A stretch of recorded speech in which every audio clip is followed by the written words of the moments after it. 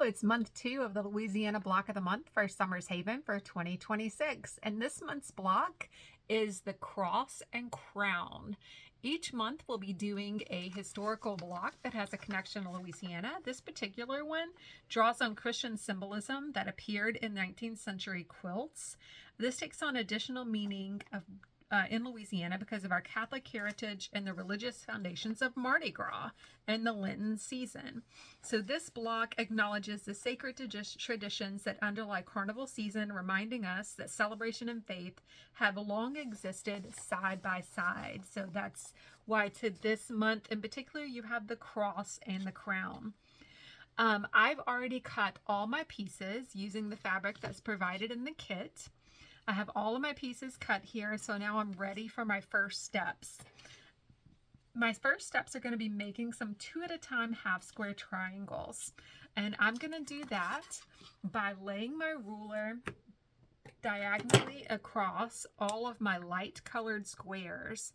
I should have 2 light colored squares that are larger and 4 that are smaller. So I'm just going to draw a diagonal line across each of those, both my light ones and my both my small ones and my large ones.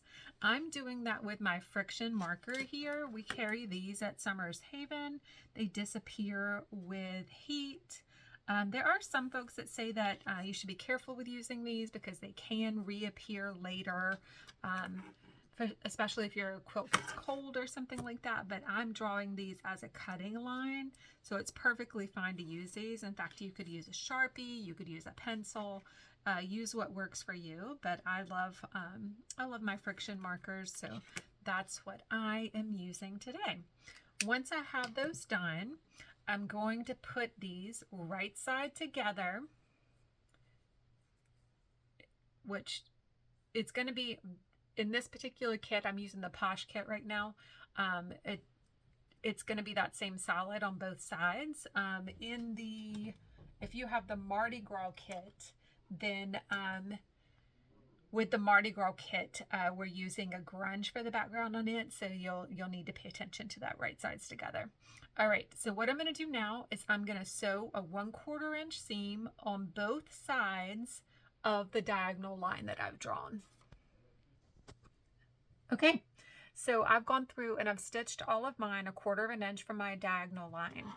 Now you can either take your scissors or you can take your rotary cutter and you're going to cut along that diagonal line that we had drawn. And you're going to end up with 8 little half square triangles that are small. And you're going to end up with 4 of the large half square triangles. You're going to press all of these to the dark. So you're going to press them to the dark side. They should each be pressed to the dark side. I'm going to go give all of these a good press. And then you're going to need to trim them to the size that's indicated in your pattern. Okay, I wanted to show you what I meant by squaring up your half square triangles. So in your pattern, you're given a specific measurement for what they should end up as.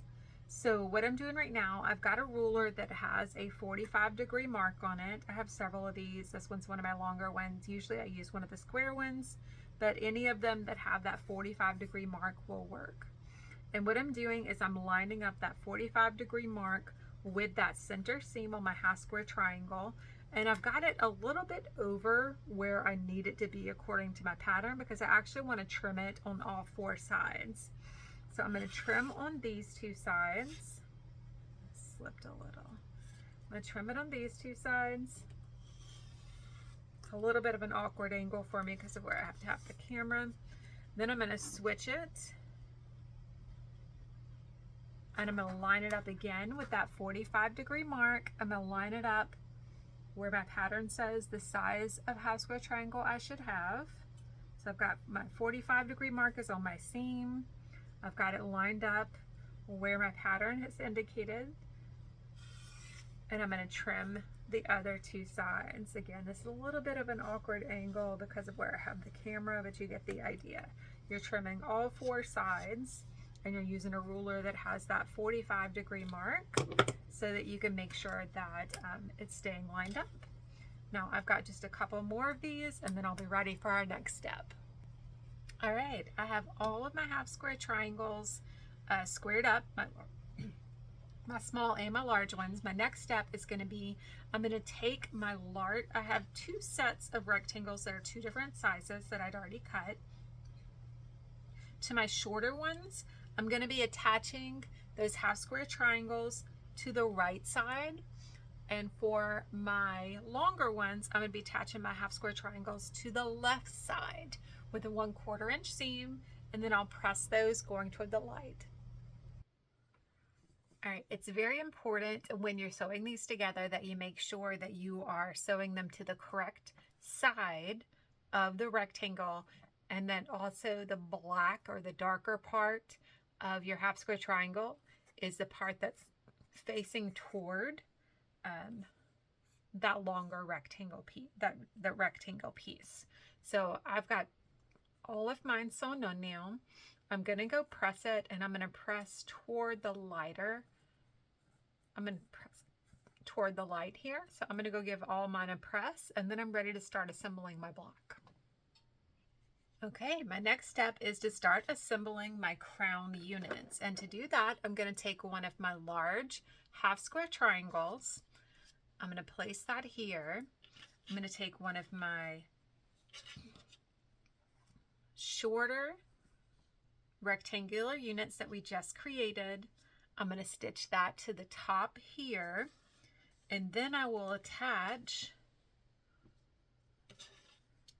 the longer piece, the longer rectangular unit that we just created, to the other side. And that will make my crown units. I'm going to make 4 of these. They will go in the corners of my block. So I'm going to go stitch all of these together now. Again, I'm going to be attaching the shorter rectangular unit to the top. Then once I attach that, I will attach the longer rectangular unit to the side here. And I'm going to make 4 of these, and then I'll be right back. Okay, I have all 4 of my crown corner units made and pressed. I've also squared them up to the size indicated in my pattern. So my 4 corner units are ready to go into each of my corners of my block. These are my beautiful crowns, and now I'm ready for my cross. My cross, I'm going to have my longer piece goes across the center, and this is what you're doing with your medium fabric. And then I'm going to have 2 pieces that are like sashes between the top and bottom crown corner blocks. So my next step is going to be to stitch these 3 pieces together, the 2 corner units and the sashing, and do the same on the bottom. I'm going to stitch these 2 bottom ones to their sashing, and then I'll have a unit here with that center cross sashing. Okay, I've attached my center sashing on both the top and the bottom. So I'm going to go press both of these units, and I'm going to be pressing toward the sashing. So I'm going to be pressing toward the center on both of these. So I'm going to go get these pressed, and then I'm ready for my last steps. Okay, I've pressed my pieces toward the center, toward the sashing. Got a lot of loose threads here.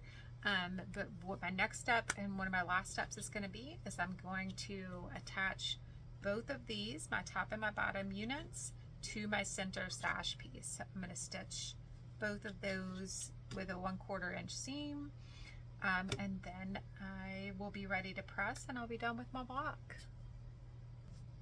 Okay, all of the units have been stitched together, assembled, and now I'm ready for my last pressing. I'm going to press toward the sashing or toward the center for these last 2 seams, and then I'll be done with my block. All right, all done. This is my cross and crown block for the February block of the month, for the Louisiana block of the month for Summer's Haven for 2026. Thank you so much. Always reach out to us if you have any issues. We're happy to walk you through it.